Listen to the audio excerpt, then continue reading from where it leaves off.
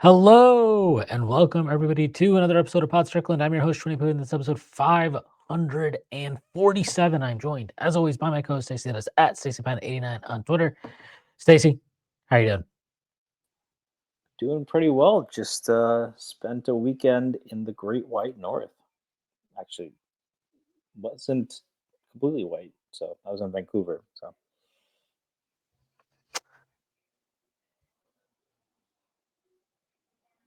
Oh, nice. Beautiful city. A little expensive. you been? We're not here to talk about Vancouver. We're going to talk about the Knicks. What's up? I said, have you been?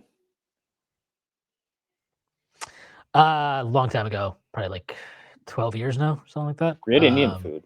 I mean, but- North Indian food more, but yeah.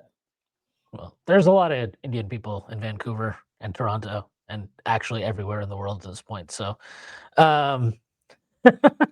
just that. 1.5 billion. You're just gonna have a lot. So Yeah. All right. Well, we're going to talk about the Knicks, not so much about Indian food. Before I do that, I do make a few announcements. The first being that Strickland has a YouTube channel where you may be watching this podcast. If you are and not done so already, please subscribe to the channel, and leave us a comment. That'd be a huge help to us. Strickland also has merchandise, which you can find on our website at www.thestrick.land. There's a link that'll take you to the merchandise store. All kinds of cool stuff on there, like t-shirts, sweatshirts, hats, coffee mugs, water bottles, you name it, we got it. The Strickland also has a Patreon, which you can subscribe to. There are a number of different tiers. $6 tier gets you access to Pod Strickland. This podcast that I serve in front of the press. You also get access to Takes from Invisibles, a podcast hosted by Andrew Steele, aka Doug, along with Zach Blatter, and you get access to the Strickland Discord. The conversation never stops. There for the tiers, there's a $9 tier gets you access to Strickland Roll, the pod that I host with YC, where we rant and rave about the Knicks even more. You also get access to wonderful premium articles written by our staff, and you get access to Strictly NFL, which you guessed is this podcast about the NFL that is hosted by Konstantin Metrikos and Desmond Novak. There for the tiers. There's a $15 tier, $30 tier, $50 tier, and a $100 tier. Those come with a variety of additional benefits, like listening on our pod recordings, merchandise discounts, and we potentially host a podcast alongside yours truly today. Whether you choose to subscribe or not, none of this would be possible without you, and none of this would be possible without our sponsor, FanDuel. FanDuel, you can go to them for all your betting needs. If you're itching to place a bet on Monday Night Football, check out FanDuel. Okay. All right. So the Knicks, anyway, I don't know why I just said that. The Knicks are now winners of 4 in a row. They completely dominated the Raptors yesterday to the tune of a 116-94 victory. They dominated the Hornets the night before Thanksgiving on Wednesday night. They dominated the Nets Monday, 2 days earlier. And I thought, I wouldn't say they dominated the Bucks, but I thought they were comfortably the better team against the Bucks as well. In a victory on the night after Thanksgiving, so Black Friday. It's been a nice set of wins here for the Knicks. And look, it's not the stiffest competition, even with Milwaukee. Yes, Giannis was back, but he was on some kind of weird minutes limit. But they took care of business. And, it's not just taking care of business. This wasn't, like they beat Dallas, a little over a week ago. And yeah, they won the game. It was a 2-point victory, and you take it, you take any win you can get. But that was not a game that you came away with very encouraged by anything that you were seeing, or anything that you saw in that game anyway, in terms of the overall process and what it all looked like. I thought these 4 games, though, have been very different. And I think it's very interesting that they came on the heels of getting smoked by Orlando in Orlando. That was a 133-121 loss for the Knicks. After that game, I think Mikal Bridges talked about, how sloppy the execution was defensively, and it wasn't acceptable. And obviously Mike Brown mentioned it as well. Mike Brown also said he thought the defense would get better and could get better. Well, since that game, he has gone to Deuce McBride in the starting lineup with Josh Hart. So it's Brunson, Deuce, Josh Hart, Mikal Bridges, and Karl Anthony Towns. They're bringing Mitchell Robinson off the bench. And, I don't want to say that those kind of changes have made sense of everything. But I think they've helped. Like, I don't begrudge him having started Landry Shamet prior to Landry Shamet being injured, and hopefully Shamet gets back. We want him healthy. He's looked like he was, he looked like he was well on track to have a career year. And it wasn't just the offense. I thought, you can talk about that Dallas game. One of the big takeaways from that game, or at least one of the positive takeaways, was just how good Shamit was defensively down the stretch of that game. So he was really, really contributing. So obviously you want him back, but um, I don't know. I can't tell you what it is exactly, but good things tend to happen for the Knicks when you have Jalen Brunson, Deuce McBride, and Josh Hart on the floor together. That's all I know. They have played since the start of the 2023-24 season. They have played 1,214 minutes together on the floor. This includes regular season and playoffs. They have a plus 9.6 net rating. They have 125.17 offensive rating, 115.59 defensive rating. Um, they're just a really good team when those three guys are on the floor. And it helps, obviously, when the other two are Mikal Bridges, who's playing the, I mean, I don't know, at least the best basketball he's played since getting traded from Phoenix. Um, and Karl Anthony Downs, who, yes, continues to have individual struggles in terms of some of his shooting and finishing from the field, but again, I don't. We've talked about it previously. Like the presence alone makes a difference, and I think you're seeing all that come together for that group right there. Like, of course, and I wouldn't I would be lying to you if I said I don't think the competition matters. But the fact that they're being able to kind of take the game right from the start to opposition is very, very encouraging. And I think it's benefiting. I think it helps Mike Brown. Like, I think it was really tricky for him when he was starting the double bigs with Mitch and Karl Anthony Towns to manage that over 48 minutes and also manage the minutes and the rotations on the perimeter with the guards and the wings. I think that was very tricky. It becomes much easier when you bring Mitchell Robinson off the bench. That's been evident to me over the course of these 4 games, or at least the last 3 in which Mitchell Robinson actually played. Um, and you're still getting contributions from Jordan Clarkson. I think Tyler Kolek's actually played really well. The shot making, it obviously needs to be better and more efficient if he's going to earn consistent and steady minutes. Um, but I'm his obviously his distribution is that's always been a known positive for him. But I was really, really or I have been very, very impressed with him defensively. There's always going to be moments where teams take advantage of him on an individual level because he's not strong. He's not the most athletic guy. He's obviously not got great measurables. Uh, but his team defense, there are guys that try hard, but they're still doing stupid shit or they're bad on defense, which I think is like, that's how I would, that's what I would say about Jordan Clarkson. I think Jordan Clarkson actually gives good effort. I just don't think he knows what the hell he's doing half the time, or he's in a bad place, or he gambles, or whatever. He doesn't know the rotation. He's late on a rotation. I don't think that about Tyler Kolek at all. I think Tyler Kolek's limitations defensively all are about his physical tools. But as a team defender, his ability to make rotations, understand his rotations, get to the spot. I just think his intelligence is actually extremely high. I think he's got a really, really good overall basketball IQ, but like very surprised. Maybe not surprisingly is the wrong word because I even thought last year, I don't know, I just never really got with this idea that he's like killing you on defense. But now, the more I watch him now, the more I'm convinced that like this is a guy who's a very capable team defender. Now, when you're talking about postseason basketball and the level of mismatch hunting that goes on there, yeah, I mean, there's just going to be a limit to what you can do with Tyler Kolek. But when we're talking about a guy you draft in the second round, sure, the dream is a guy like Deuce McBride, right? Or a guy like Mitchell Robinson, or a guy like, whatever, but a guy that can actually be a solid, and maybe even more than that, rotation piece, even come playoff time, even against the best teams in the league. But if what you get is a guy who can play competent 17, 18, 19, 20 minutes in a regular season rotation consistently, eat some minutes, and generally provide depth, I mean, that's fine. That's like a perfectly acceptable outcome for the pick where Tyler Kolek was used. Can he become more? Maybe. I don't know. I just feel like with his physical limitations, I don't know that you're ever going to get much more in terms of dynamism when he's getting into the paint. the 3-point shot still is just not consistent for him. I do like that he's being more aggressive taking it. Um, and I just think in general, he's playing with a little bit more force and confidence, which is good to see.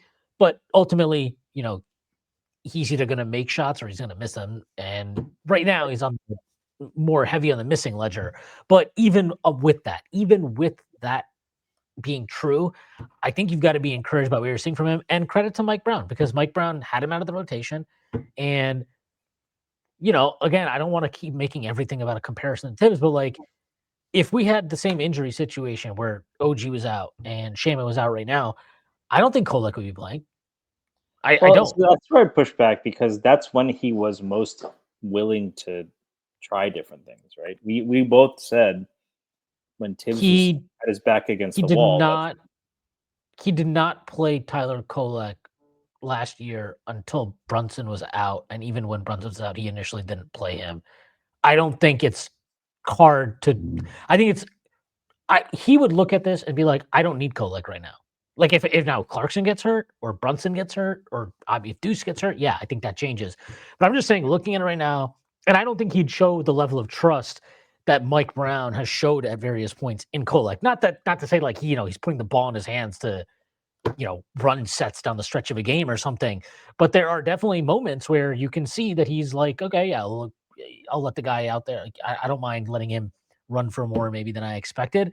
He doesn't have set rotations with him, which I think is an indication of a level of trust in him. I mean, he trusts him enough to play him, right? Diawara, who we have talked about and would like to see more of, he doesn't have that opportunity right now, even though like if you're thinking about more like for like replacement, right? You would think OG being out would open up a chance for Diawara. So I think it says something that Kolek is actually the one now that's got this opportunity and grabbed it. I don't want to say grabbed it with both hands and he's running with it or something, but he is taking advantage of it. He is earning the trust of the head coach, and I think that's a really good sign for him. And what that means for the Knicks and what it means for him long term, I don't know. But like again, a couple weeks ago, we got on here and I was talking about how it's been disappointing that Mike Brown hasn't given more opportunities to these young guys. That it's imperative that they actually do get value from some of these young guys that they've drafted over the last couple of years because you need to have cheap contributors on your books. And it hasn't been Huck Forty, who we both were bullish on. It hasn't been Diawara, who both of us would have liked to have seen more. It hasn't been Pacome Dadier, who what else? He's not really even. I would say he's the lowest man on the totem pole among that group. Um, it's been Tyler Kolek. It's been Tyler Kolek, a guy who, hands up, I thought was completely out of the picture by the end of preseason, who has been maligned and written off, and not just by me, by many people, but certainly by myself. And he has really stepped up here, and I'm very impressed. He had a sequence yesterday in the fourth quarter, and it wasn't just him; it was a team sequence. But I thought his rotations really stood out, where they were just running guys off the line, and then somebody else would switch onto the drive, and then the guy who ran on the guy off the line had to go close out to another shooter. It was just such a great sequence of multiple efforts by multiple players. And I think it ended up with Mamu Kelashvili having to take a end of clock floater, which he missed. But like Kolek was great in that possession. That possession really, really stood out to me. I thought it showed exactly what I'm talking about in terms of, again, not some special individual defender. You're not going to throw him on an island on like Donovan Mitchell and be like, yeah, dude, go lock him up. But what percentage of basketball is actually that, right? What percentage of NBA basketball is just like 1v1 ISO stuff, right? Like, this is the kind of way that I think inside the NBA likes to talk about the sport. And it's like, you're watching these games and it's like, how many possessions actually end up in some 1v1 isolation? Not that many. And most of what you have to do involves five guys being on a string, making rotations, covering for each other, and say whatever you want else about Tyler Kolek. But if you're looking for guys who will do that, who will scrap and will just generally give a shit and put in the work, he's going to do that, and he has done it. And yeah, I'm really actually very happy to see him play this way. And I good for him. Good for the Knicks. Good for Mike Brown trusting him. It's fun to see it, and like we'll see what that means for him when OG gets back and whenever Shamit gets back. But you can at least feel good if you're the Knicks and if you're Mike Brown.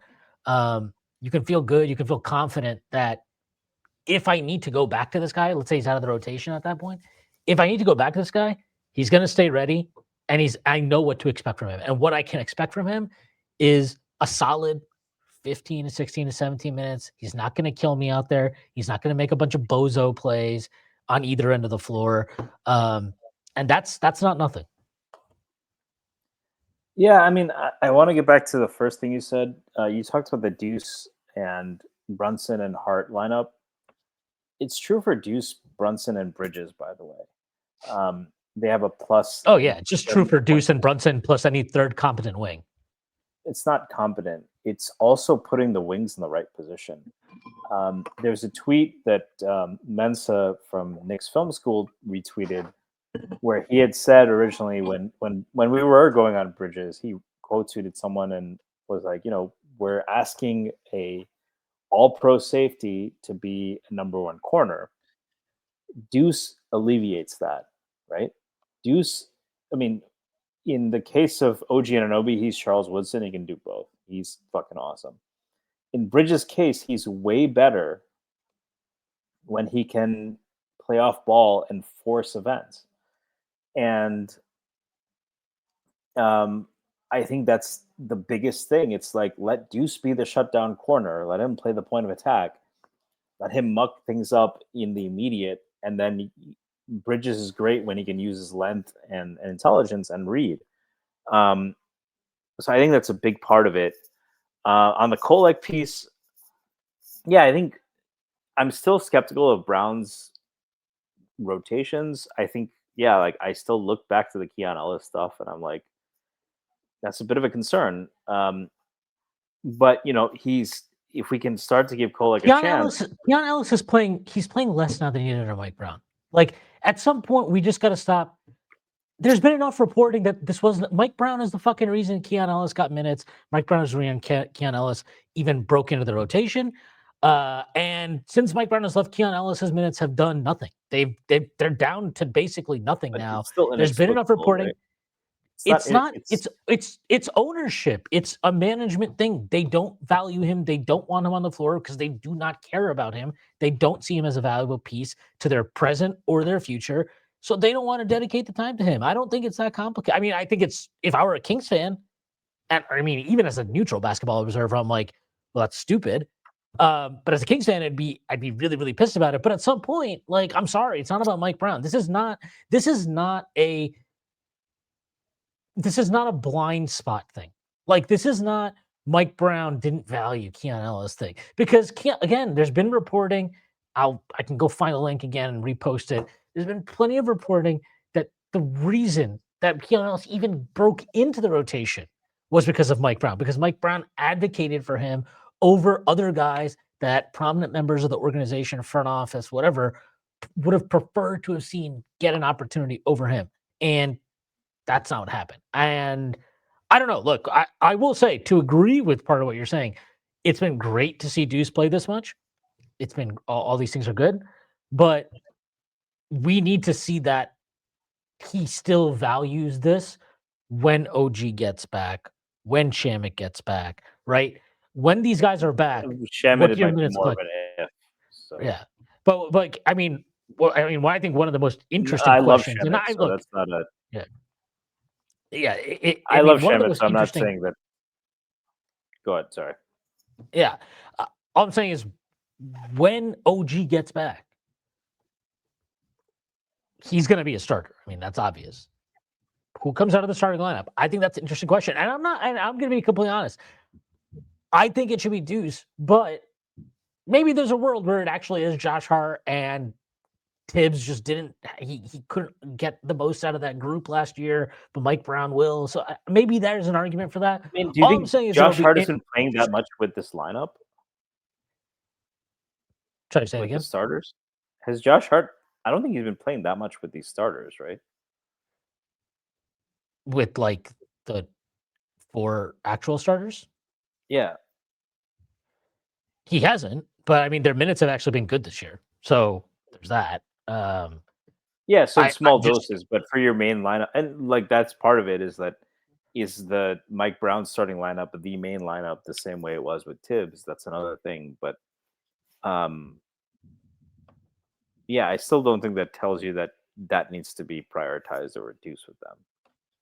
Yeah, I mean, look, like I said, my priority would be starting Deuce. I think Deuce is a cleaner fit for the main thing that you mentioned, which we talked about this. We talked about this fucking last year. Like literally at the same point in the season, we were like, man, it would be good to have Deuce McBride in the starting lineup. He's a good point of attack defender. It might help these wings out. So it's a very basic thing. I think he should start. I think it would help him. Anyway, I don't want to focus too much on that. But the point is, I to the point you were making. So forgetting the Keon Ellis bit, which I think is like, I think it's just I think it's really unfair to like use that as a mark against him. But what I would say is that when we've had OG available, even when we didn't have OG, we had Shamit, um, Deuce was still coming off the bench, right? So it's great that he's playing more now. It's great that he's playing more with Brunson, with Josh Hart, because we know how good those three are together. Um, and especially Brunson and Deuce together, those guys are really good together. We know that. Will this stretch, seeing it for himself, kind of, right? Seeing it actually play out on the floor as the head coach of the team, does that change your comfort level and willingness to kind of play small, quote unquote, with Brunson and Deuce together more? Because initially it didn't seem like it seemed like he would, and then Well, it it's not started to just feel like playing Brunson and maybe Deuce not. together; it's playing Cat without a rim protector next to him, right? So Yeah, right. That's part of it too. So yeah, I mean, I we'll see, because that's the only thing that we don't know yet. Because to be fair, to like Tibbs played those guys together too, but a lot of times it was also similarly when we'd be shorthanded. But then when he had a full deck, it would kind of go back to Deuce's, eighth man on the roster. So we'll have to see if Mike Brown handles it the same way, or if he, if new information, new data will influence his choice here. yeah, take that for data, right? Um, I think the Kolek part of it makes some sense. I do want to ask, like, I think you've been pretty optimistic, or you were optimistic about Yabu for most of the early season and preseason. How do you feel about that now? Because I do think, like, if that's just a loss, like, yeah, it was a 5.7 million or whatever it was. That's kind of not great if he just can't give you anything, and not because Diawara or Dadier outperformed him, just because he can't do it. That's kind of a how do you are you still optimistic about Yabu, or I think he just needs to play more. Like I wouldn't, just using these 4 games as like a sample here. I don't think he's played great or anything. I'm not going to sit here and proclaim these 4 games as like, oh, see, Yabu's balling out. No, absolutely not. I also just don't think he's played that much, and I kind of don't get it. Like yesterday, he played 10 minutes. I thought he looked good in those 10 minutes, but like it's 10 minutes, so I don't want to extrapolate too much from it. But that's all I have to judge him on. In 10 minutes, I was like, all right, yeah, I thought that was pretty good. Like, would have been nice to play him more. He played 6 minutes against Milwaukee. Not as good as he played yesterday, but it was fine. Like, it wasn't garbage. It wasn't, again, like, there's a difference between, like, okay, is he struggling a bit? Sure. Is he killing you out there when he's on the floor? I don't think so. I mean, nothing really demonstrates that to me. Now maybe some of that is because Mike Brown is restricting his minutes. Maybe if he got more, that would be, he would kill you out there. I can't speak to that. Um, I thought he was. I mean, the game against Dallas, like, what was it, 5, 6 games ago, he was a plus 15 in that game. I didn't really get why he wasn't playing more. And like, single game plus minus isn't necessarily the greatest indicator of anything, but I thought he genuinely played well in his minutes in that game. And yes, I get it. It's very hard for a coach to trust a player who, one, obviously showed up in not peak condition to start this year. But two is like he's just not making shots. Like that's it's as simple as that. Right now, he is shooting 28.6% from three. He's shooting 63.6% at the rim. He's barely played. I mean, it's not like this is a huge sample size here.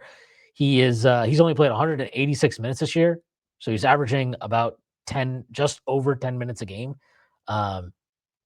He's played 18 games.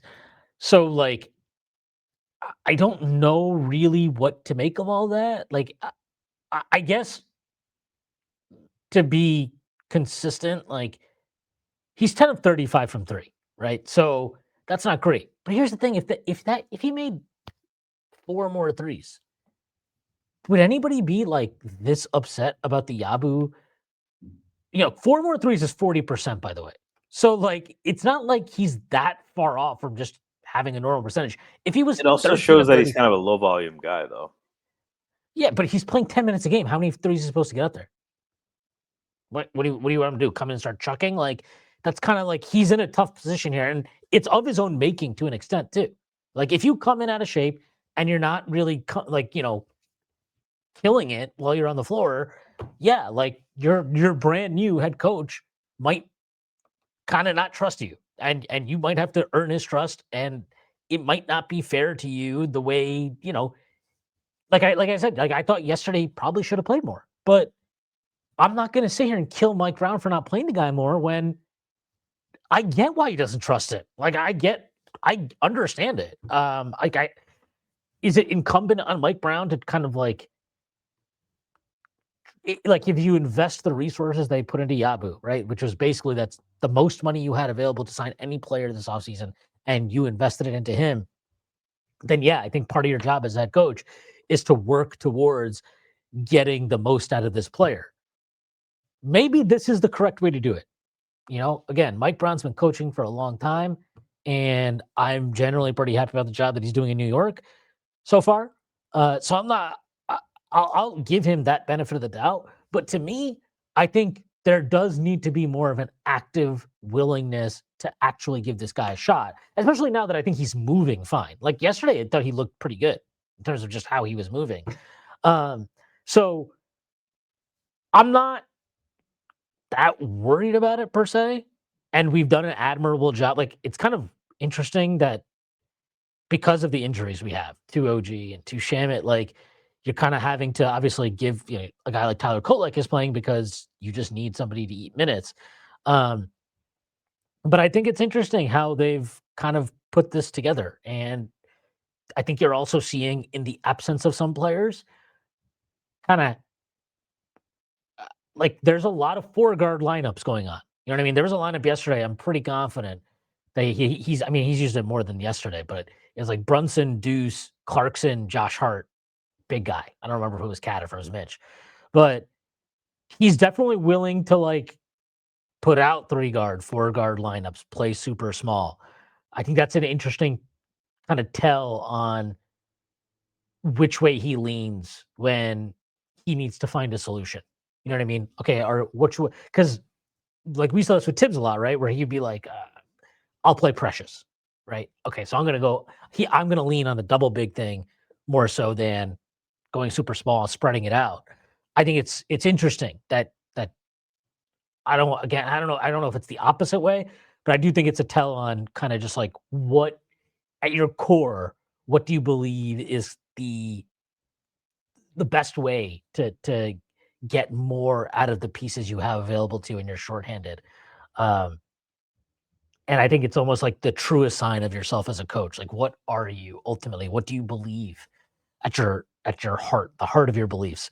Um, but yeah, like I don't know, going back to Yabusele, like I don't know, he's played 18 games. I don't But think it's can I been pause nearly you as there?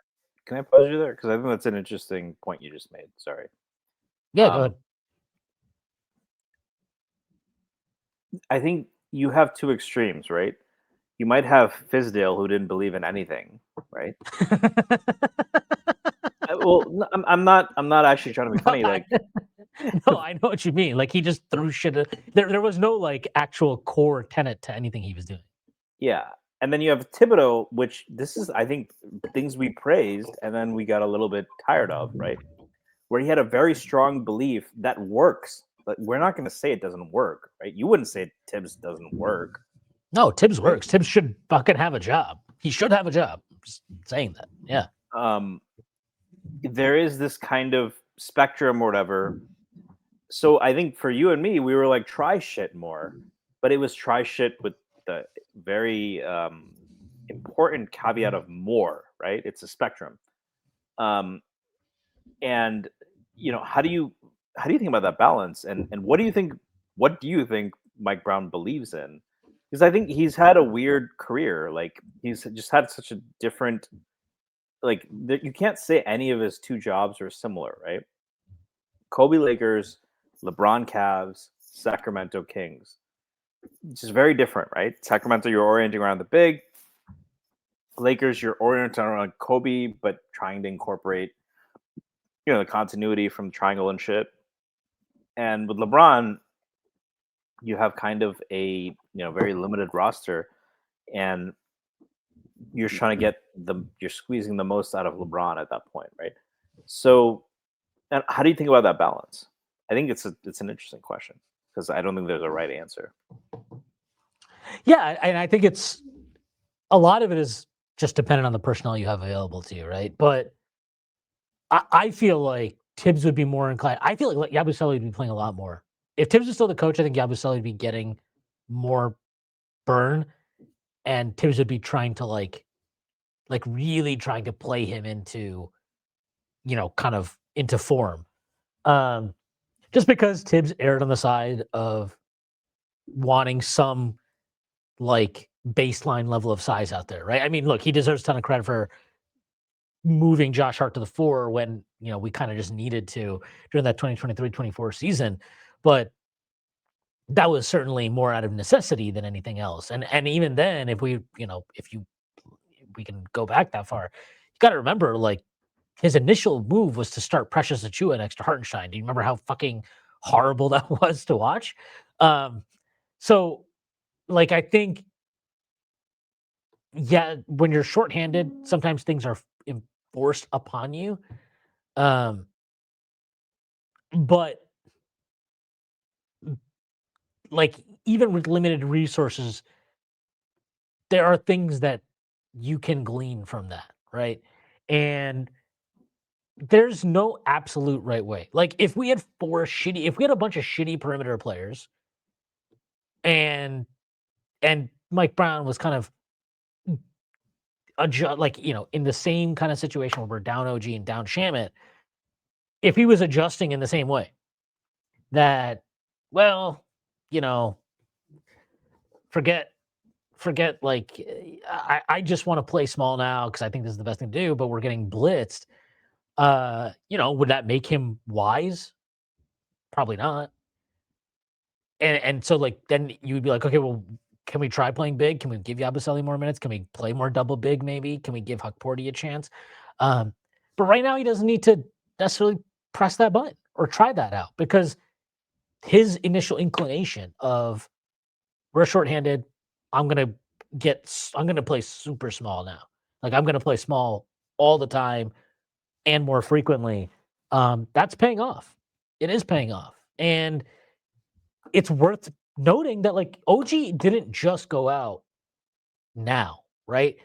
I don't know about would he have put Deuce in the starting lineup if not for Shamit getting hurt. I don't know about that, but I feel very confident we were getting to the point of Mitchell Robinson coming off the bench regardless, because his effectiveness as a starter was starting to tail off. We talked about that, plenty. Like, we've been talking about this even before the season, that it just logically kind of doesn't make sense to start Mitchell Robinson. Or at least I was. But like, even prior to actually taking Mitch out of the starting lineup, I just thought it was trending that way because the performances, just not just for Mitch, but for the team, are becoming like very, very choppy and inconsistent, and the rotations were kind of a mess. So I feel like just playing smaller was an adjustment that was coming regardless. And I do think that says something about Brown.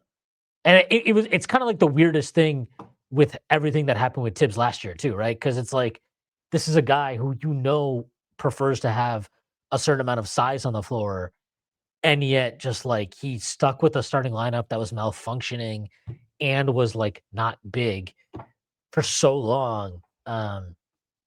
Yeah, I don't know if I'll fully ever understand what the hell was going on with that last year. It just really felt like a coach should whatever. Let's move on. Okay. Uh, but yeah, I don't know. Again, just to go back to the Abasala thing, I think he's. I'm not going to say I'm unconcerned, but I'm not really like sounding the alarm bell yet. I think you have plenty of time still to kind of see how it goes over the next couple of months before you have to make any type of decision.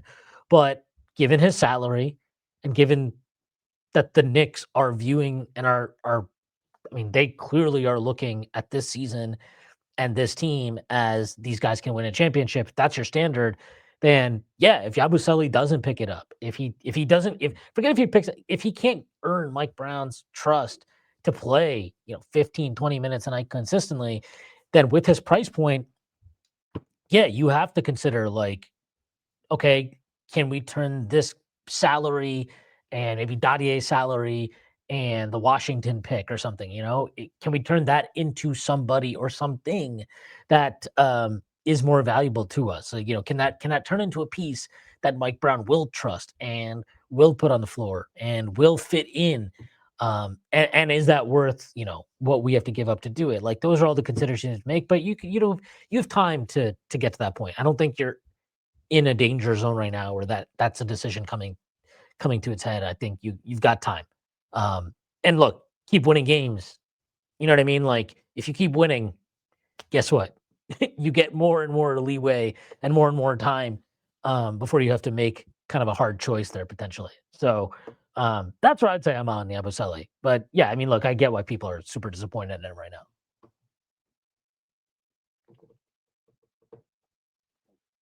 I mean, do you have optimism that'll get better? Yeah, I think he's looked better the last 4 games. That's what I'm saying. Like I think it's a little weird he didn't play more than 10 minutes yesterday. It's I think it more was a weird he didn't question, play you more than think, at 6. this point of shots going down. I think shots going down. I mean, look, anytime you make shots, it's going to help a lot. And I think, look, I don't know exactly what's going on behind the scenes or whatever, but look, I would just say that I think if you come into camp out of shape and you're not playing well, and it's a new head coach and everything, and he's trying to, you know, get us to play faster and move up and down the floor, and he's putting in new kind of new systems on both ends of the floor. Right, the Knicks are playing way more aggressive of a gap scheme defensively now. Um, they're obviously doing a lot more, uh, you know, ball and player movement offensively. There's a lot more for the bigs to do offensively in terms of decision making as a ball handler. Shit, we saw Mitchell Robinson dribble a couple times yesterday. I think Clyde might have had an aneurysm watching it. Um, but like when you're trying to do those things, and a guy comes in out of shape and he's not playing well, and he's not making shots very specifically. Like, yeah, it might take a little time before you're like gung ho on the Yabusele bandwagon if you're Mike Brown, especially when look, let's be quite frank, like Deuce McBride has played a lot better, right? And I know you can't really compare these things across positions, but like you just go down the list, right? Obviously, Brunson's been better, Mikal Bridges has been better, Karl Anthony Towns been better, Josh Hart's been better, Deuce McBride's been better, Clarkson's been better, Shamit's been better, fucking Kolek's been better. Like, you know what I mean? Like he's got guys that are playing better that have earned his trust. And it's on Yabusele to break into the circle of trust, right? Right now he's out of the circle of trust, but he could get back in. He He got can caught always with get a back bull in his hoodie. in. But yeah, like I don't know. I'm I think it's okay to be concerned. I would just not get too crazy about how serious this all is. Well, But I look, do. I go ahead, finish. No, you finish your thought. I wanted to. No, that was it. I That got was to my say thought. this. I was gonna. I was going to switch it to something else, but go ahead.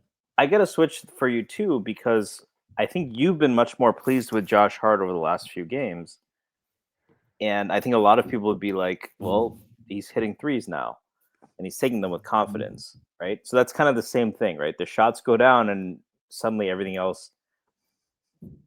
But I know, but you've been adamant that it's like, no, he's actually also playing defense. There's like actually a two-part question here, I think, because one, is it just that because he wasn't hitting shots, we were more hyper focused on his defensive shortcomings, or is it that because he's playing harder on defense, it's just a general signal he's engaged, and he's also making better decisions on offense? Like I don't think it's ever been about Josh Hart. We know his limitations as a shooter. What we don't want is him pump faking a drive into pump faking a wide open three into a drive to nowhere, right? So I'm curious, how you, because you were very critical of Hart a few games ago. I think you've kind of, been acknowledging his improvement. So I'm curious about that. Yeah, look, my concern with Josh Hart, yeah, the shooting is one thing. It's annoying, and I'll be quite honest. Like, I'm thrilled that he's shooting with confidence right now. Do I think this lasts? No, I don't. I don't think it'll last. We've seen him shoot with confidence for extended periods before, and then it goes away, and that's what it is. That's what he is as a player. Like, I'm not. And we like one thing I will continue to maintain is like you can work around that.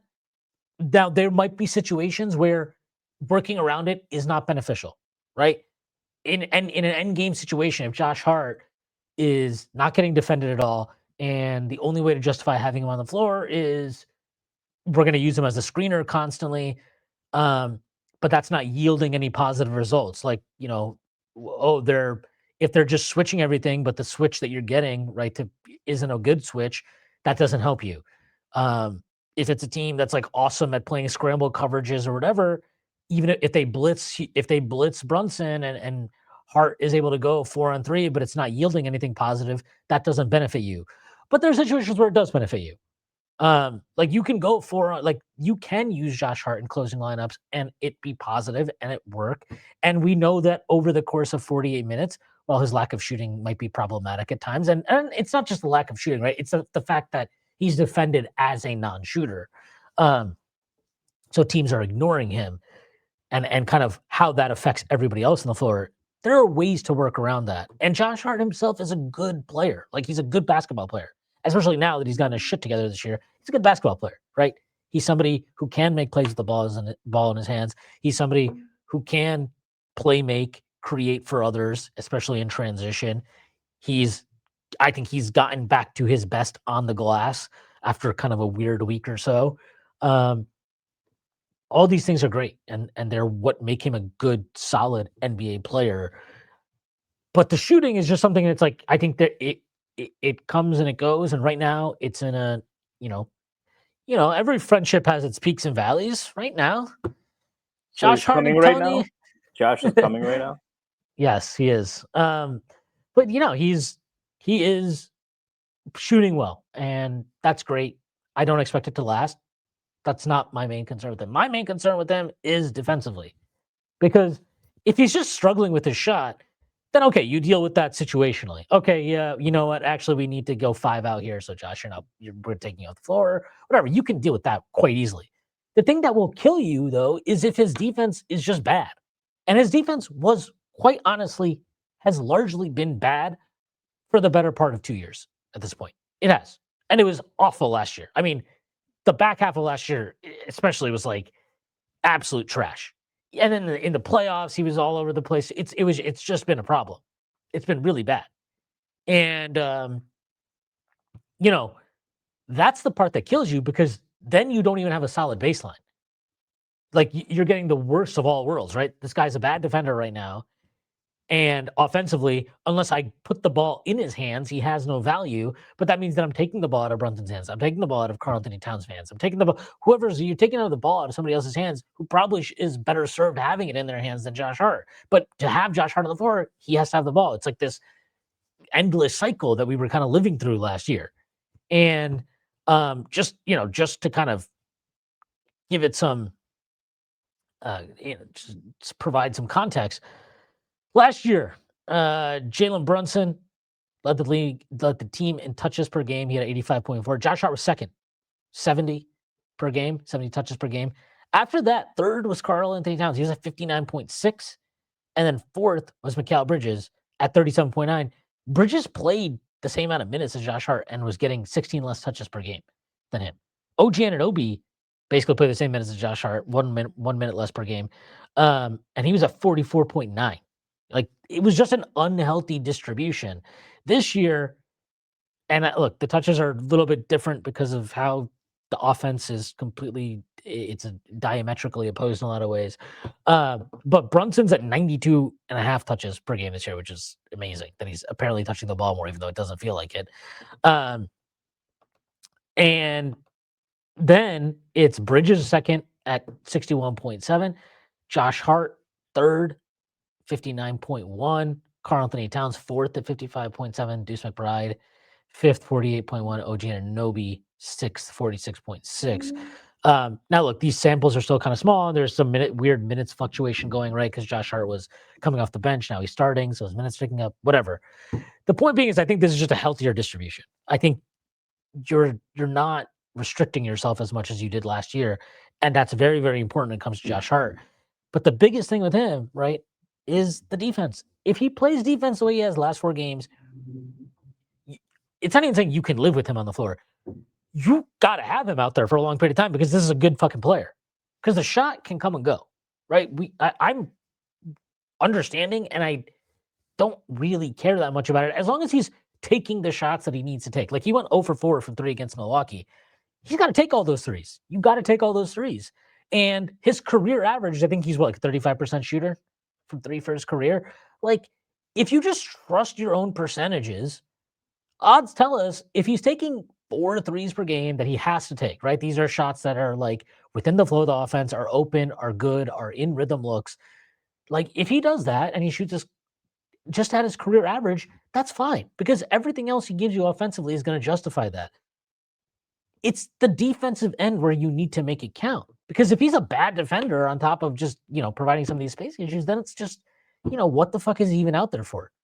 Right. And that's what was really frustrating with him towards the back end of last season and at various points to start this year, quite honestly. I mean, some of the defense he played to start this year was, garbage. It was straight up trash. Like that game against Miami where Jaquez just tore him a new one was ridiculous. Then he had the temper tantrum that he had in Chicago. And he's been open about this. Mike Brown's been open about this too, that Josh has talked to him, been like, I'm a rhythm player. I kind of need to know when I'm coming in the game. And that's fair, man. Like, I think it's good that they can have that open line of communication and it can be straightforward and just be like, look, like, this is what I need. This is what I'm struggling with. Mike Brown responds to it. And, I think he's done a better job with not just Josh Hart, but with the entire team. I agree with you that there's still stuff that I think is weird with the rotations. But I think it's a lot better than when, even a week ago, I would say. But yeah, the Josh Hart, this is the Josh Hart experience, though. Josh Hart, it's up and it's down. And when he's going good, Josh Hart is, guy looked like a fucking star yesterday.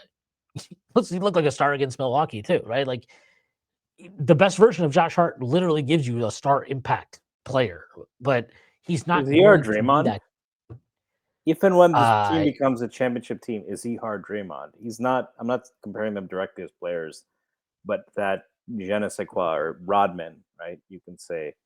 He's definitely an X factor. Or Like, Rick there's Fox something even. about Rick Fox for the Lakers, right? So I don't know if I'd go Rick Fox in the same mold. not as good But looking. like, yeah. I don't know. Maybe like he's definitely an X factor. I don't want to compare him to Draymond, who, despite all his bullshit and fuck him, he is a Hall of Famer. But like Josh Hart, there is something, and I've always said this, that when Josh Hart is going good, he gives you something that nobody else in this team can give you. He raises your ceiling in moments in a way like nobody else does. Like there's something about kind of like the bravado I think he plays with that is important. There is like a swagger to your team when he is playing well. There's something that he gives you that is different from everybody else. I don't know. Maybe that's bullshit. Maybe that's like very feelsy, fucking, poop head type thinking. But there is something to it to me. Like when he is playing well, you can feel that, and I think it exudes into the team. There's a confidence that is very, very unique to him. Uh, that that it just raises the level for everybody else. I really believe that. Uh, but he's also not going to do that consistently, right? I mean, again, if he did, then he'd be a fucking Hall of Famer and he'd be a multiple All Star, multiple All NBA guy. But he's not that, and that's fine. Like we don't need him to be that. What we need him to do is control what you can control every game. What can you control every game? He's not going to be able to control. Nobody can control their shooting, but he's a streaky shooter. We know that, and he's not just streaky with makes. He's streaky with his confidence. That's just the fundamental reality of Josh Hart as a player. It's fine. That's what he is as a player. But can you control the things that you can control? And the biggest one is his defense. If he's consistently paying attention on defense, not losing his man, not getting back cut constantly, not picking up the wrong person in transition and pointing at himself after and whatever. If he can control those things, then this is like that's great. That's literally the guy that you traded for. That's the version we had of Josh Hart when he first got traded to the Knicks, which I'd argue is still like the best kind of. I mean, that was like the best version of him, as good as he's been for the Knicks. Was what he did right after the trade. So if he can get back to that kind of just consistent defensive effort, right? We know he's not going to be some lockdown defender. He's not he's not got the greatest feet. He can get caught on screens, blah blah blah. He's terrible at closeouts. Um, but are you giving me the effort? Are you locked in? Are you not completely mindlessly wandering around and losing your man and all these type of things? If you're doing that, then yeah, Josh Hart's great. I mean, he's great to have on your team then. And that's exactly what we're seeing over the last 4 games, coupled with the fact that he's on one of his, heaters from 3. Yeah, I would agree. I think every title team has a guy like that, right? The Warriors had. I'm not even going to say Iguodala, but maybe that's the better comp. He's not that level of defense. He's not that level of player. But the Warriors Would you had rather Iguodala. have him or Iguodala if you're the Give me universe is on the line? Iguodala. If you had Thanos who had to post up on Shaq or Iguodala, give me with the game on the line. Give me Iguodala. So but every team seems to have the Celtics had Dennis Johnson and I mean we're talking about 6 men now here, so it's a little different then because the hard man or whatever was more of a staple than like an X factor. But throughout NBA history, you've seen there's the Lakers had Michael Cooper, right?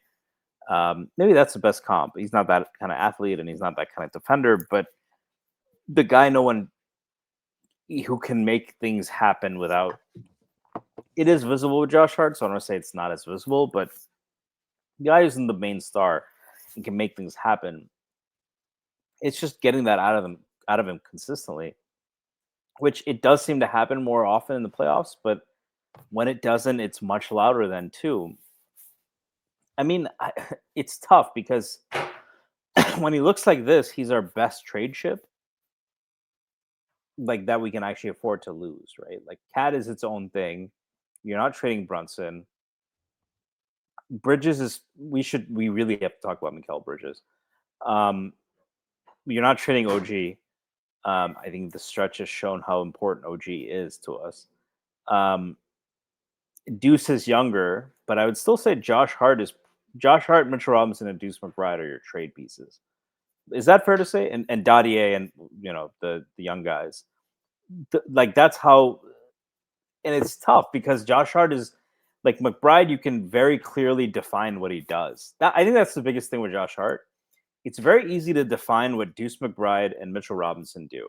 Mitchell Robinson is going to protect the rim, and he's going to fucking give him hell on the. I mean, it's easy to define. That doesn't mean it's easy to do, right? Mitchell Robinson is the best offensive rebounder. No, but they fall into like very neat, specific archetypes. Whereas Josh Hart, you're like, what is like? I don't know what the hell Josh Hart is because look, we don't. This is like not a joke. He's not by the way, Draymond. because He's not, and he's not. I mean, he's talked about this. People Dylan are Brooks, like, is he? People say he's a guard. I'm like, he's not really a guard. And people are like, he's a forward. And I'm like, he's not really a forward. Like he's his own fucking thing. It makes him unique in terms of like a lot of wings, right? The value of wings. One of the reasons I think wings became really, really. I mean, they've always been valuable, but were like are now maybe arguably the most coveted kind of position is they are in theory should be kind of seamless into most lineups, right? Even if they're not your best ball handler, even if they're not a rim protecting big, right? You can play a good wing with another good wing and it shouldn't matter, right? They should all kind of fit together because you should be able to shoot, you should be able to attack a closeout, you should be able to switch a bit on defense. These are the things that teams really, really want, especially from supporting players. But what makes Josh Hart weird is like he's not really like he doesn't shoot consistently and he kind of doesn't really want to shoot anyway. And he is somewhat switchable on defense, but like he might be better on big guys than he is on small guys. And even though he's 6'4" and like nothing of you can't box him in, right? That's ultimately what it is with Josh Hart. Josh Hart is a player who you have to be almost I mean, it helps that like the things he's good at are the things that almost every coach loves, right? He's great at rebounding. He's good at pushing pace. He clearly is like a good like he's at least visibly highly competitive, right? Like it's not a joke. Like he does play with his heart in his sleeve. And sometimes that goes haywire on him. Like sometimes it's misguided, his focus and stuff like that. But sometimes what we talked about, right? When he's going good, he kind of can infuse life into your team and give you an energy and lift everyone up around him. Like that's a real thing. That is a real thing with Josh Hart. So he does play with his heart in his sleeve, and I just think it's very easy for coaches to fall in love with him. But you also have to be cognizant of like he's not a guy you can just throw into a lineup. Like it's tough for him if you're playing him with Mitchell Robinson sometimes, right? That's like not ideal because now you've got two guys that teams aren't respecting on the floor. I actually don't mind them playing together because if you don't respect them and you're like playing off of them, it just opens up a lot for them to attack on the glass. And good luck to you if you're ignoring Mitchell Robinson can shoot threes, like Instagram. Yeah. I mean, look, an example of like why I don't really think the Mitchell Robinson Josh Hart thing is that bad, especially if you're talking about mixing it in against bench units, was the clip that DJ Azulo from Knicks Film School he posted where you can see the Toronto Raptors players like they just freak out when Josh Hart gets a ball and like all go to like box out Mitchell Robinson, and so Josh Hart just has a wide open driving lane and dunks it. But like, yeah, to your point, like that's really what it is with Mitch or with Josh, where it's like he is a little bit confusing and confounding as a player, and that's why he can be so frustrating as a player, especially I think for fans. But it's and yeah, like would I trade Josh Hart in the right scenario? Yeah, I would. I would trade I will forever say this. I will trade anybody in this team in the right scenario other than Brunson. And that's just how it is. Doesn't mean I don't value those guys. For Wemby? No comment. But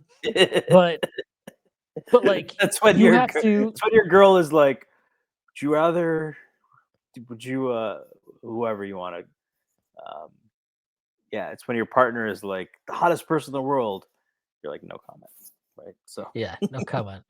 But like, but it's not like I would just give any of these guys away. And even with Josh Hart, like as much as he's frustrated me, I would never just. I don't think you need to operate out of desperation. And I would venture to guess the league is pretty high on Josh Hart, and I would say that they're probably higher on Josh Hart.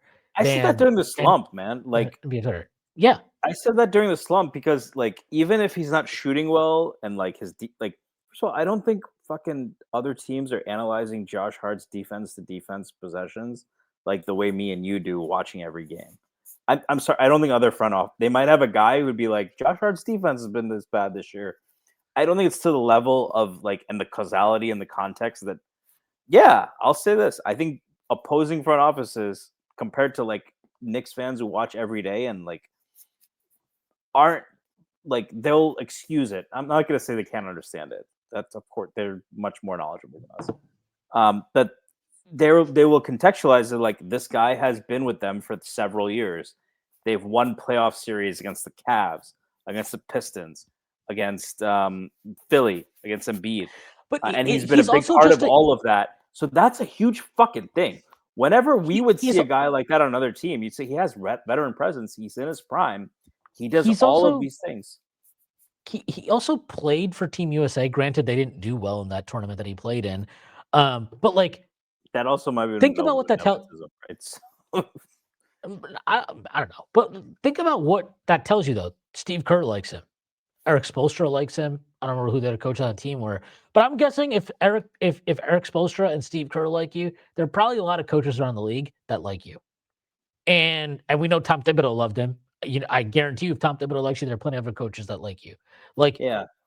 like And I this think is coaches and the fact that Tom Thibodeau liked him will be a plus for other coaches. absolutely. Yeah, absolutely. And Mike Brown likes him. Like, you know what I mean? Like every coach that has him likes him. This is not like a guy like he didn't bounce around the league because coaches didn't like him or he's a malcontent or anything like that. He bounced around the league in a lot of ways because of his situation.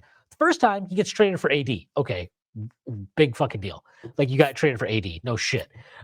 Second time he gets traded because the Pelicans are rebuilding and they need to get a first round pick and they wanted CJ McCollum because they needed a point guard. Like he was valued in that trade effectively as a guy who okay, we will take him and we can get a first round pick for him later. And guess what? They did get a first round pick for him. We gave them a They first got round pick. two. They got Cam Reddish too. He was a former first That's round right. pick. That's and right. he's basically he was equivalent of like the number one pick of the draft at the time. So yeah, it's basically Josh Hart, but better. But like he didn't get. Sometimes guys bounce around the league because of weird circumstances and situations. Like it's weird to say this because Randall is unequivically a better you can say player than about Josh Norm Hart. Powell too. By the way, Norm Powell bounced around a lot. Yeah, so like, but Yeah. I don't think it was ever But a question of his skill, right? well, what I'm saying is like Randall's a guy that's bounced around the league, right? Like he started in LA, goes to New Orleans, comes to New York, gets traded to Minnesota. And I would argue, like, I would bet he has less value to most coaches than Josh Hart. And it's not because Randall isn't better. Randall is better. I think Randall is definitely better than Josh Hart. But what I think is a guy, what I think about Randall is if he's on your team, then he's got to be like your second option minimum, right? You have to devote kind of stuff to him. Whereas Josh Hart's a guy, yes, he can be tricky to figure out. It's weird to put him in certain lineups, but you just throw him into your rotation, and he's probably going to do a lot of Josh Hart stuff, right? He's probably going to get a lot of rebounds. He's going to like make plays in transition. He'll create for others. He'll be selfless. Like it's just a different thing. And you know, maybe value is the wrong word. Like, would they value him more than I don't know if they I don't think maybe it is the depends wrong on the way to say team it. a bit too, right? But it's more of I think this is especially true for coaches. Sometimes coaches will prefer the lesser talent because that guy is easy to coach and he's easy to put into rotation. And he's Saracen over Voodoo. Yeah, exactly. Saracen over Voodoo. I'm not saying Julius is Voodoo. I think no. Attitude, I mean, look, like, Julius is just the most confusing player. He is the best player that nobody actually believes in. That's the best thing. Like that's literally what Julius Randle is. He is objectively a really good player. He is objectively on a value contract. He's objectively, I mean, this is a fact. He is a multiple All-Star. He's a multiple All-NBA guy. And yet, I think if you put him on the trade market, the best you're gonna get is some type of like low upside first, some type of would you somewhat do Stephen intriguing. Castle and like a first? No, I don't I think I love would. I that don't know. combo. We wanted to Yeah, do the same with KP. that's great. I just think We I wanted to don't do, trust but we Julius. wanted to do that with I don't. KP. You don't think it would I work with don't. Wemby? I don't trust Julius Randle. That's it. Like you, like really, gun to your head. You're in a series against OKC. You're comfortable with Randle second usage option, second option usage, If I because that's had what you have to Wemby, I'd consider. be comfortable with a lot of guys, but that might be. I get your point. Like but like that's what I think is, you know, again, like he's objectively very good. There's no question that Randall is a very good basketball player. And I look, I've said that he's the second best Nick of this century. Nobody can deny that I respect Julius Randle's contributions to the New York Knicks. But yeah, like I think that maybe okay, so this is the best way to put it. Who do you think coaches would enjoy coaching more? Julius Randle or Uh, Josh Hart? What do you think? Who do you think? Do but you think they have a I preference? want to address this by saying I don't think it's because Randall has a bad attitude or anything. I think he No, is a coachable I don't. guy. It's I just don't the know if way he he's is. moody. He's moody. I don't even think that's. It's just the way he plays. I think there are guys who are open to changing. I think Melo was open to changing his game, but it's if it's DNA. I mean, DNA is. I don't want to go there, but like, if it's just your nature is to play a certain way. It's just it is. I let me put it this way. I have a friend from college who I played pickup with, and I used to beat him one on one every time. But when we played on a team, he was taller than me. He could shoot way better, and he cut way better. So like he was just more enjoyable to play with.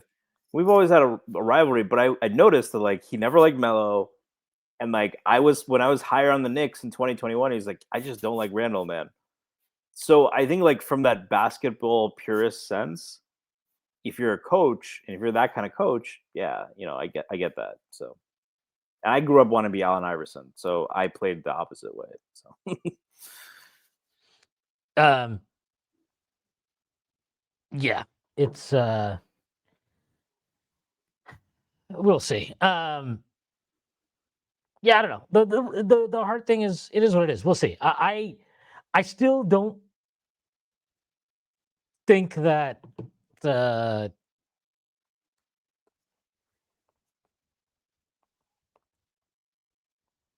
like I still don't believe that he will get extended. I mean, if he could send But his like arms, that would do a lot. he's this is the trickiest thing. Like he's playing great right now, and this is always the hardest time to be objective about a player. Um, and I'm not immune to that. I think he is playing great. And if you were like all of a sudden like tomorrow, oh, Josh Hart got traded, I'd be like, what? How did we do that? Why did we do that?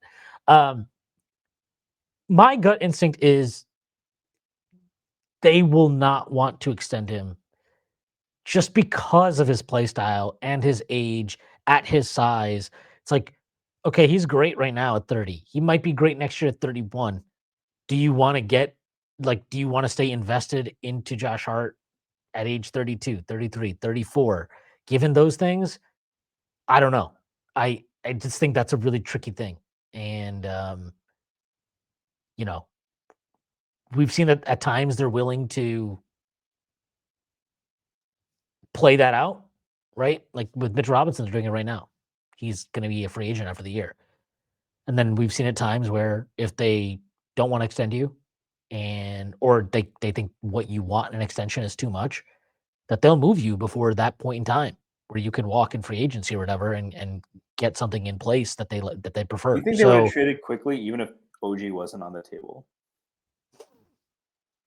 no, but I think they had an idea that OG would be on the table. Like there's a number where they would have there was a number where they were willing to extend quickly, but that number would have also been like a It seems steal for very the far Knicks. from what Toronto offered him, and I would imagine Toronto or Quickly's agent was aware of that, right? So it didn't seem like that bridge. Like when I saw that contract, I was like, "Oh, okay, get paid, young fella," right? So Yeah, yeah. Um, That asks the question, like, should they have, would they have just wrote it out if they couldn't get a guy With like OG? maybe, I mean, they might have, because then it would have been like, all right, well, let's dare some team to come in. Do we really think a team's going to come in and offer $30 million a year for him, knowing that we can match? Maybe No, they but would have played this it is out. different because I think it was probably, if Toronto was going to offer him that, he didn't set the world on fire on Toronto. He showed what he could do, which was what he was doing in New York already, right? The defense looked a lot worse, and I think it looks better this year for some of the same reasons. Mikal Bridges, it's a separate. We still haven't talked about Bridges, but if there's a 15, I think the Knicks wanted to pay him 20. Was that a fair estimate? You don't have to divulge any info or anything. They probably wanted to pay him 20 million a year, right? A Josh Hart type contract. Yeah, I think that was on the table for him. Yeah, and he got 35, right? So that's not like we're a little bit far apart. That's not Brunson with the Mavs, right? That is just, it's like we don't have somebody else needs you more than us. I asked that because with Mitch, I wonder, because I think they can call Mitch's bluff, right? They couldn't call Quickly's bluff because he's a young point guard with insane advanced stats. Mitch is an injury prone center who adds a lot, but that only applies to teams who are contenders, right? Mitch is not useful on any non-contender for a significant investment. So, that's what I'm asking. Like, yeah, they like to get rid of guys before you get to contract negotiations, but it seems like it's sort of with IQ they got OG, and the gap was so large it wasn't going to happen, right? Yeah, not the gap between what he wanted, the gap between what apparently at least one team was willing to offer him. It just wasn't there. Um, and with Randall, they got an upgrade, right? So I'm curious, with Mitch, it's different, right? In Mitch, I don't know what his market's going to be, so I kind of get it from that sense. Yeah, it is different, and Mitch has more injury risk and all those type of things. But And older, right? So yeah, um, yeah, I don't know. I don't think they would have traded quickly just to trade him. Like, but I'm pretty confident they had been. Look, we had reports going back like 2 years before they traded him that they'd listened to offers, talking to teams about quickly. Like, and I always thought that was an exaggeration of what was going on, but it tells you exactly what they do. This is a team that is trying to always understand the value of what they have, and how, and very specifically how the league values what they have, right? Which is the most important thing. Um, so my feeling is they probably had a good idea of like, all right, well, if we don't extend Quick, we have an idea of what we can get for him. We have an idea of what his value is, and how other teams view him, and what all of that can return for us.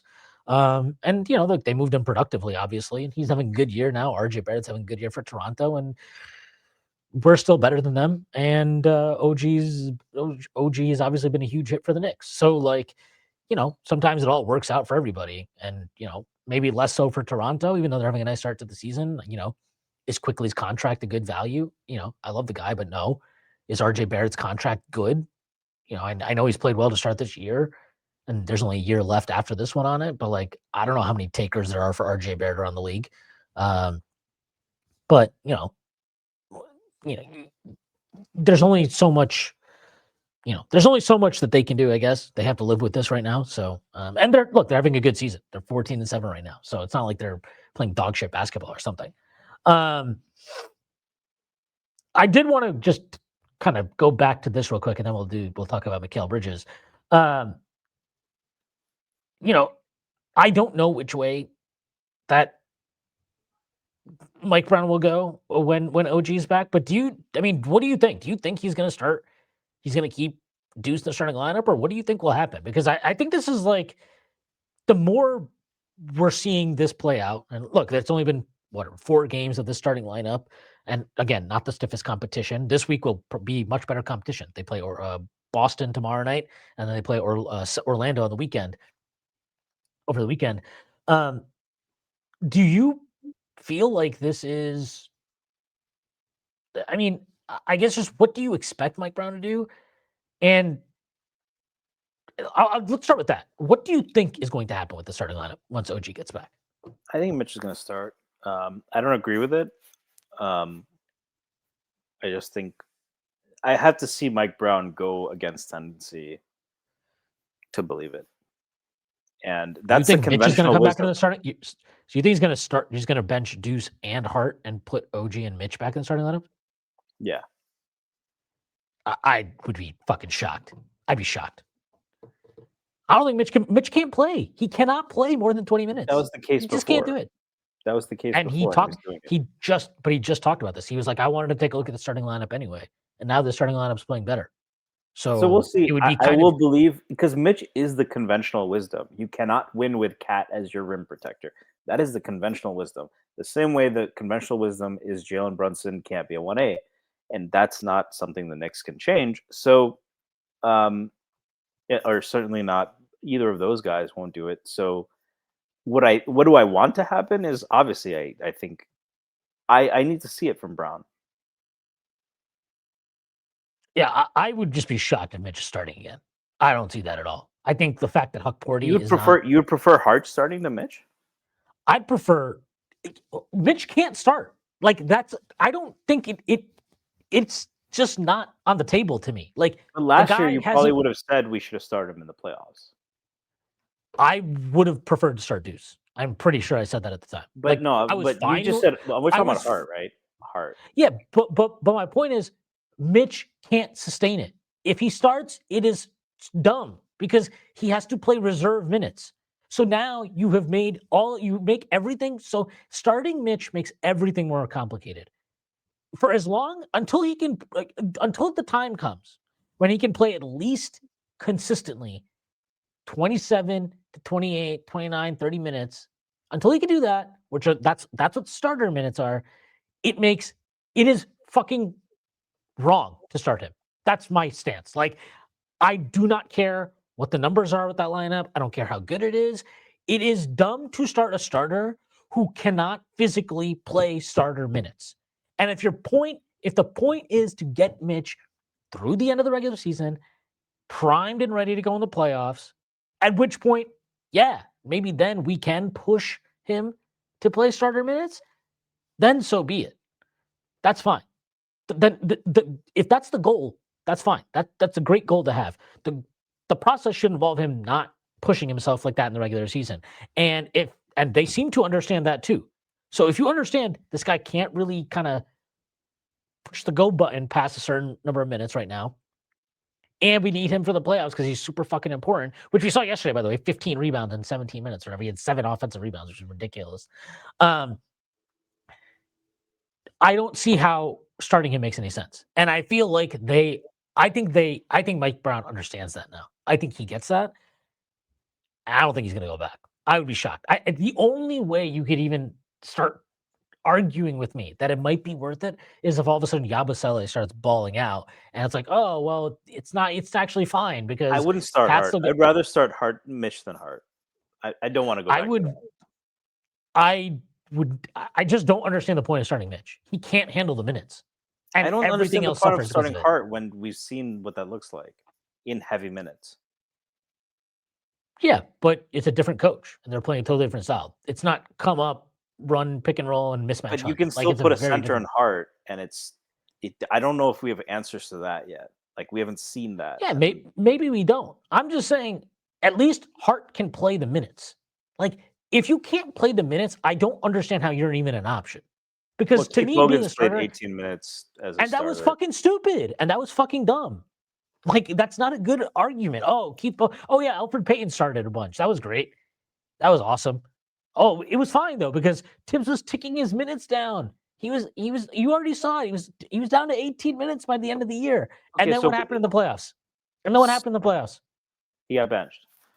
Yeah, but it not just that he got benched, but then you had to figure out an entire different rotation on the fly in the middle of your most important portion of the season. Sound familiar? It almost sounds like what happened last year. Like, you cannot do this. Like, you cannot start somebody who quite literally cannot play the minutes. If he cannot play the minutes, and you don't have the big man depth, and they don't think they have the big man depth, right? Because Yabusele, I think even when Yabusele is going good, you're not going to throw him at the 5 a bunch.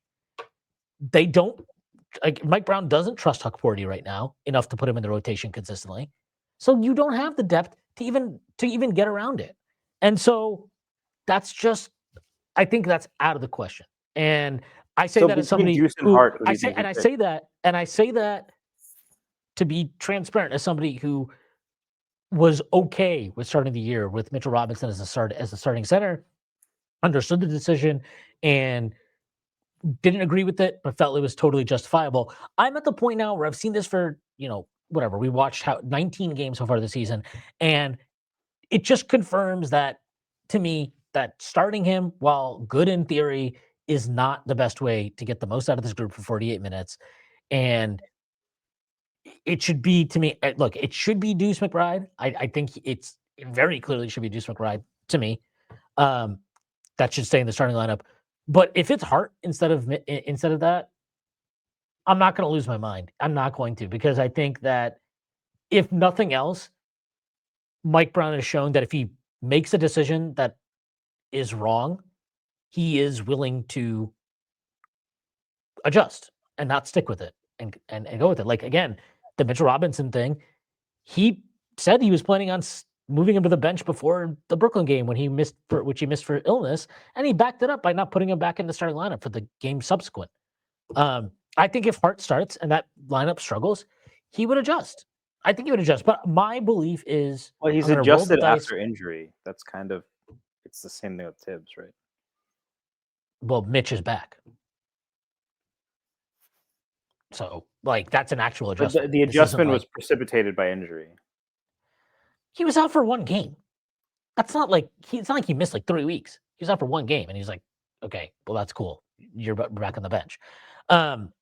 I think he's going to keep Deuce in the starting lineup. That's what the reason I think that is it feels like he wants shooting at that 2 guard position. I think he wants a shooter next to Brunson. Initially, that was his pick was Shamet, which again I disagreed with, but Shamet was playing really well. So what can you say?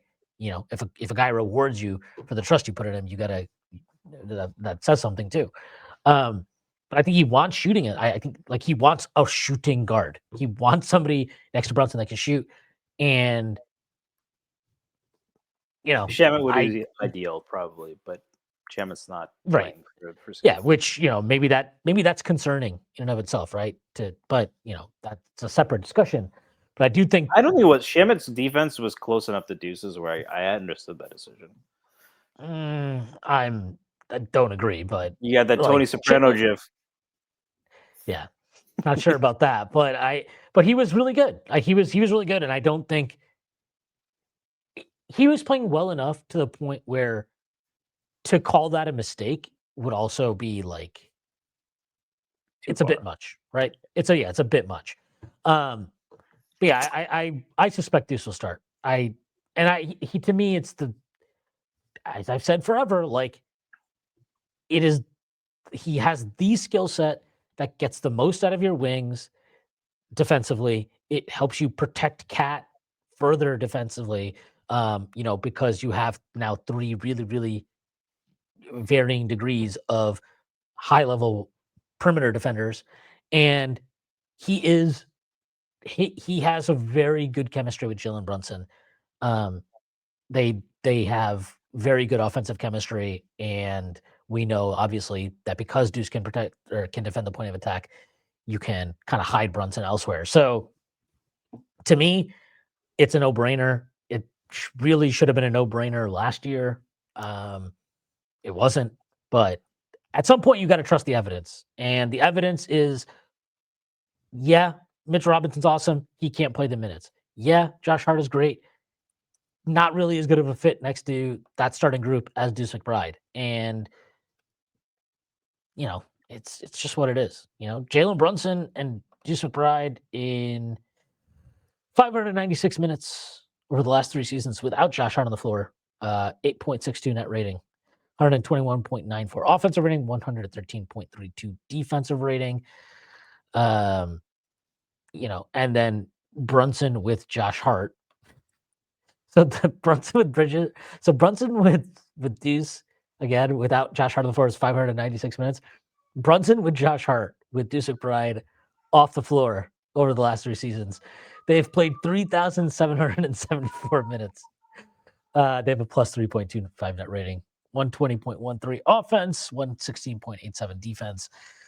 I will continue to be of the opinion that Deuce McBride is the better option. It's the better option. It's the best option. Okay, Mikal Bridges. You wanted to talk about Mikal Bridges. He's been pretty good at the basketball. Yeah, so I saw a stat. He had 2 blocks and 2 steals. His 7th game with 2 blocks and 2 steals per game. I think this gets back to our last point. I don't have the stats on what is. That's probably noisy stocks with Deuce on the floor versus off, but it's pretty clear that when he's not defending, like we talked about this 1,000 times last year. When he's not asked to run through 10,000 screens and someone else is doing that, you really play to his natural gifts. And he's very engaged. I think the other thing we talked about is that when he's getting the ball on offense and he's engaged there, it transcends over. But he's been, I mean, like, he is kind of emblematic of the fact that you look at this Knicks team and you look at the conversation day to day, and it's constant angst, right? Is that the right word to use? I think that's a good word to use, angst. I think so. That's what we felt all season. Like, oh, they look really shitty. They're second in the East, yes, not to the team that we thought would be first, but we'll see how that plays out. But they're 13-6, right? So they're on track for, I don't know, 55 wins or so, 56. They are. They've done that, by the way, without their most irreplaceable defender. I think that's the best way to put OG. You can scheme around Mitch being out. You can't do it with OG. And Brunson's been hurt. Cat has not played consistently as well as you would expect him to. And they have a new coach, and they're trying a new system, and they're here. And if you look at the macro, it's like, what were the things we were worried about coming into the season? And at the top of that list, I think for both me and you was, can Mikal Bridges be more of a force on offense? And can we get all NBA, or can we get the kind of defense where you're like, well, all right, he's not all NBA, but he's that level, like he's having that level of impact consistently. That's the biggest thing with Bridges. We're seeing that, and we're seeing that with efficient offense. He's scoring less than he was last year. He's shooting 42% from 3. Free throws are up close to 80%. He's up to 4.4 assists per game to only 1.1 turnovers. So it's still not perfect, right? He's never going to be Manu Ginobili, as kind of a secondary creator. But, he's doing a good job in that role. I think that that's the best sign. Like, if and when everything else starts clicking, this was one of the biggest question marks coming into the season. Like, is he worth 5 picks? That's a different conversation. Is he giving you like a star? He's been a star, and I think that's the most encouraging thing to me. I know what I'm going to get from Brunson. I'm not even that worried about Cat, right? Like, whatever it is, it's going to have its ups and downs. Hart's going to have his ups and downs, and that's its own conversation. But I think the biggest question mark for this team, the biggest inflection point was, what are we going to get out of Mikal Bridges? And I think he's aced every part of that test. Yeah, I mean, I think the interesting thing with him is how much more involved he is offensively, even though his usage is actually the lowest it's been since the 2021-22 season, which was his last full season in Phoenix. He's got a 16.2 usage, which is pretty minimal. But he's on the ball way more. And he's getting 16.1 points. That'd be an interesting ratio, right? Points to usage. Yeah. 16.1 points and 16.2 usage. Right. Yeah. And so he's getting, obviously more He's getting more opportunities just to be on the ball offensively, and he's doing a good job with those touches. He's averaging uh, by far the most assists per 100 possessions of his career, 6.0 career high. His previous high was 2 years ago in Brooklyn, 5.2, and that was on significantly higher usage. Right, he was on 24.3 usage that year. So you're getting more playmaking from him at a much lower usage. That's a good sign of just him being involved offensively without dominating the ball, and really buying into what Mike Brown wants from him and from the team in general. Um, and yeah, I mean the steals and blocks are ridiculous. Like it's genuinely, this is what you envisioned when you traded for him. Like, you probably were never going to get some amazing third all-star scorer type guy, even if and maybe there's more to come there. Like, maybe he can, but you almost don't want him to, like, be searching to score more, right? Like, because the way he's playing right now is benefiting everybody, and you don't want him to deviate from that to kind of benefit himself. And, yeah, it's really good to see, but he's averaging 2.1 steals per game, 1.3 blocks. Like, that's 3.4 stocks per game, like you mentioned. I mean, those are career highs.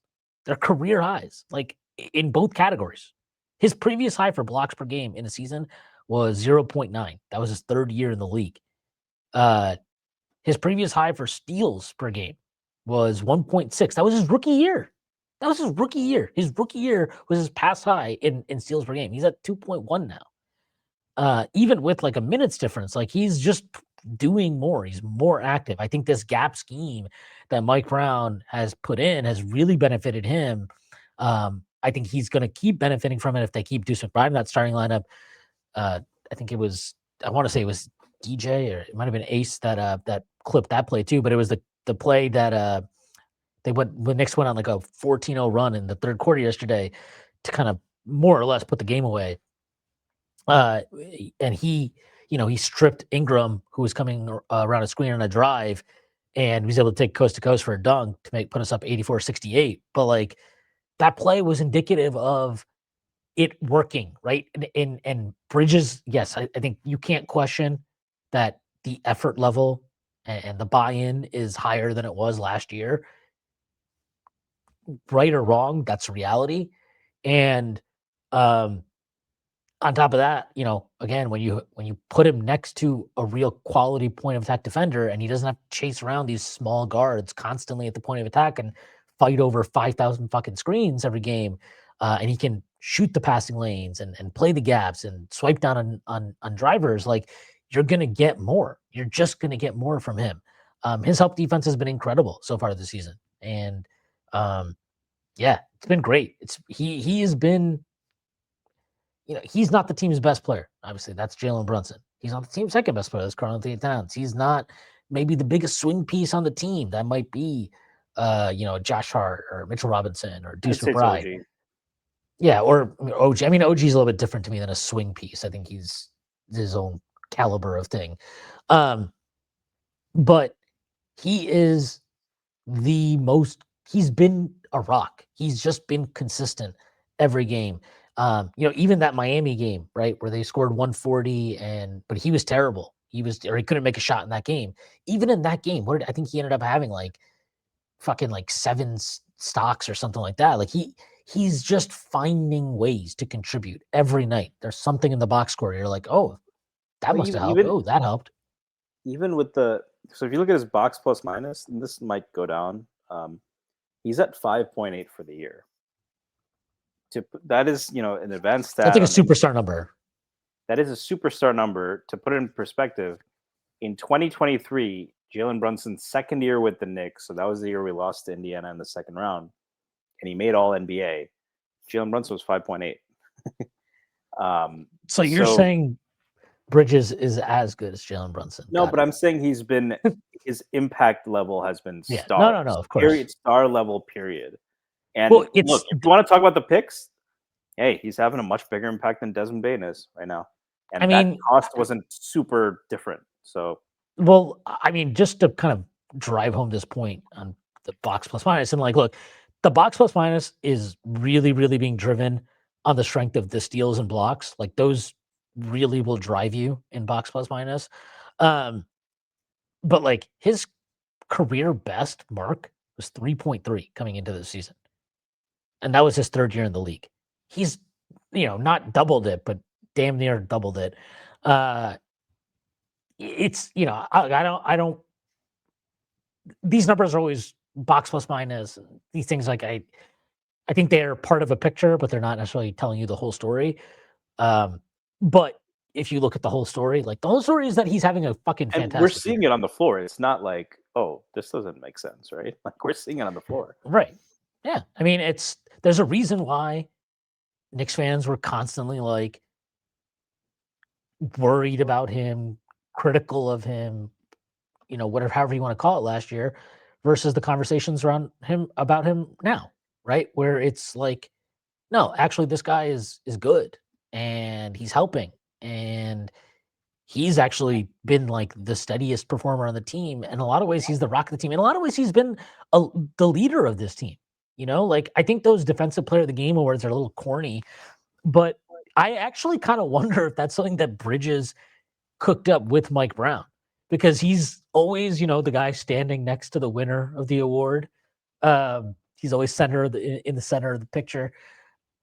And I don't know, like he's playing with like a real fire and passion consistently. That's that's what you need. And seasons are long, so you need different guys to step up at different points. He's been there, man, the entire time. 19 games. I mean, he's an Iron Man. We know that. Which probably gets underrated He's in his value, right? Like yeah, he is a different. It is difficult sometimes to value him properly because even if I don't think he's going to sustain the 5.8 BPM and all this stuff, but like just the fact that he plays every night gives you value in a way that is like OG Anunoby is a better player than Mikal Bridges. He's a more impactful player than Mikal Bridges. And I think so is anybody, Mitch, I think, right? yeah, But I think that's anybody the would, availability part too. Yeah. right. And most people would say that. But if OG is going to play, hopefully he plays more than this. Let's just say he plays 60 games this year and Mikal Bridges plays 82 and Mitchell Robinson plays 65, but he's only playing 18 minutes per. Like when you kind of figure out in totality who contributed the most, like it's probably Mikal Bridges. And the fact that you can depend on him every single game, knock on wood, um, that's such a benefit. I mean, that's something coaches love, right? It's like, all right, well, I know this guy is going to be there every night, no matter what, and I'm not going to have to worry about it even for a second. Yeah, there's a ton of value to that, and especially on this team, right? Because we know Mitch is on a minutes limit. He's probably not going to play back to backs all year. OG is already out for an extended time. Jalen Brunson's dealt with ankle stuff. Karl Anthony Townsend playing through a quad thing. I still don't think he's fully 100% yet. Although I will say, I think a lot of his struggles are he's just missing. I really don't buy that it's that much of a physical thing anymore. And I 100% do not buy that it's some adjustment period to the system. Even if he wants to kind of Do you think say he's that shooting too maybe many it deep is. threes? No, he didn't shoot any deep threes yesterday, and he still fucking went like 1 of 4 or the hell he was.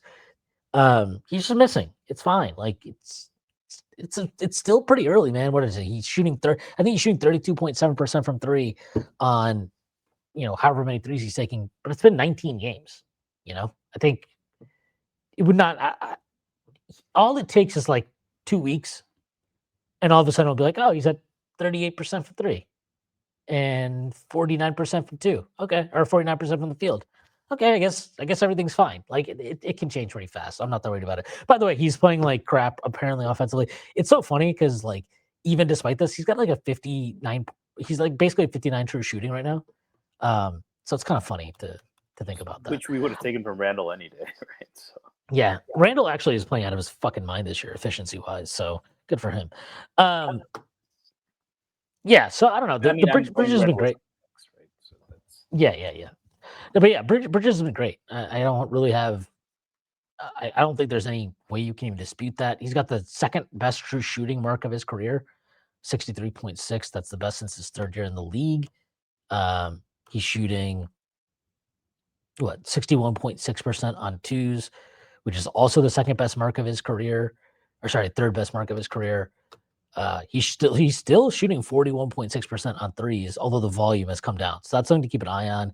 I feel like he definitely has been passing up on some threes lately, which maybe that's It's a give and like take, Josh right? Hart.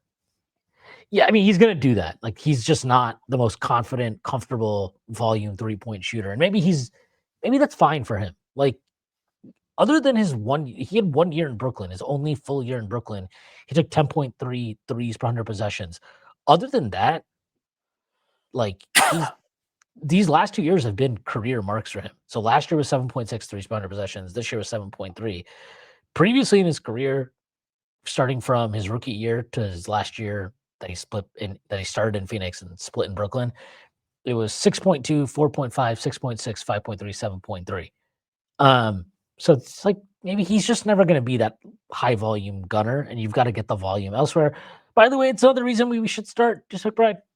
Another reason. Yeah, Bridges has been great. He's been great. This is the guy that you envisioned when you traded all those picks, and he's here. Let's celebrate. Let's party. Anything else you want to talk before we get out of here? No. Get it together, Sharon. or just leave. I'm also fine with that. Yeah, not a great weekend for the state of Michigan. Also, just not a great week for you on the gridiron.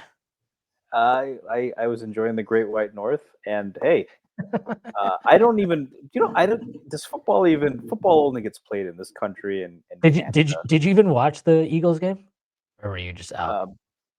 Barely. I was watching my phone when I wasn't driving. But I don't even recognize football as a sport anymore. All I know is Ken Palm, the cold metric says Michigan is the best basketball team, and the Knicks are 5th in net ratings. So I don't recognize any other sports at this point.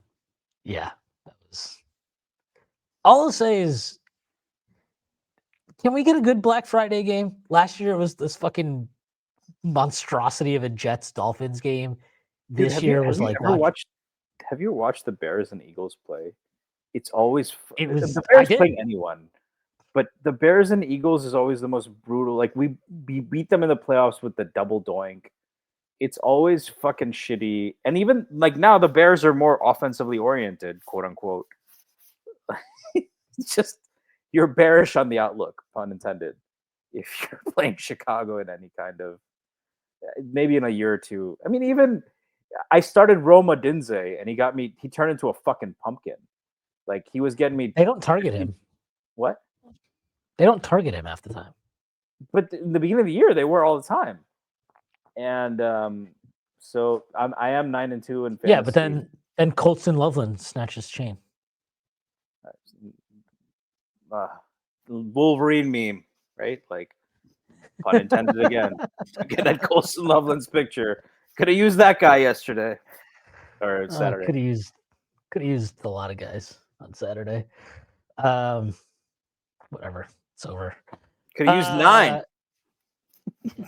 Could have. All right. I guess that's a good place to end this. Stacy, anything that you want to plug before we get out of here? Just all the great work of the Strickland, and yeah, you can find me at StacyPatton89 on Twitter. I am protected, so you got to request it. So sorry. Oh, there you go. I have nothing to plug, so I will also plug all the work at the Strickland. Check it out. All right, that's our pod for today. Thank you to everybody for listening. Thank you to FanDuel for sponsoring this episode, and I will see everybody on Friday. Peace.